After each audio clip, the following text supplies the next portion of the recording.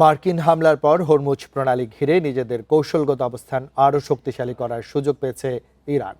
একই সঙ্গে চলমান উত্তেজনা নিরসনে তেহরানকে আলোচনার টেবিলে ফিরিয়ে আনতে চীন ও ভারতের সক্রিয় কূটনৈতিক উদ্যোগের উপর জোর দিচ্ছেন আন্তর্জাতিক বিশ্লেষকরা।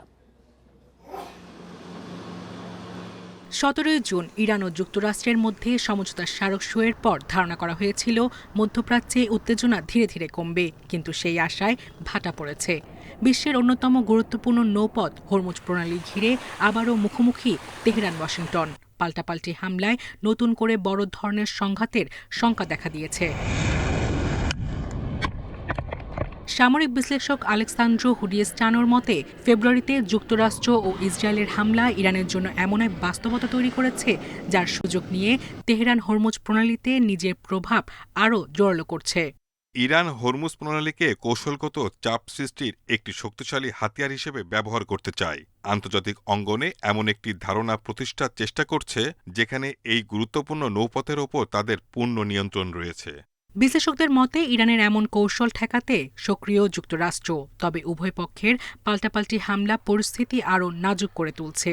তাদের আশঙ্কা, বর্তমান অচলাবস্থা চলতে থাকলে সংঘাত আরও বাড়তে পারে।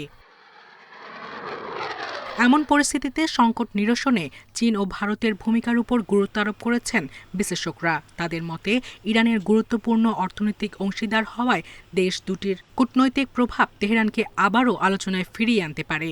শান্তি আলোচনা আবারও শুরু করতে আন্তর্জাতিক দেশগুলোর সমন্বিত প্রচেষ্টা জরুরি। এক্ষেত্রে শুধু আরব উপসাগরীয় দেশগুলো নয়, বরং ইরানের বৃহত্তম অর্থনৈতিক অংশীদার চীন ও ভারতের গুরুত্বপূর্ণ ভূমিকা পালন করা উচিত। বিশ্লেষকদের মতে, হরমুজের উপর ভৌগোলিক প্রভাবের কারণে স্বল্পমেয়াদে তেহরান কিছু কৌশলগত সুবিধা পেলেও দীর্ঘমেয়াদে যুক্তরাষ্ট্রের সামরিক ও কূটনৈতিক সক্ষমতা তুলনামূলক বেশি। তাই সংকটের স্থায়ী সমাধানে কার্যকর কূটনৈতিক উদ্যোগই হতে পারে গুরুত্বপূর্ণ উপায়। সায়রা খান, ইন্ডিপেন্ডেন্ট নিউজ।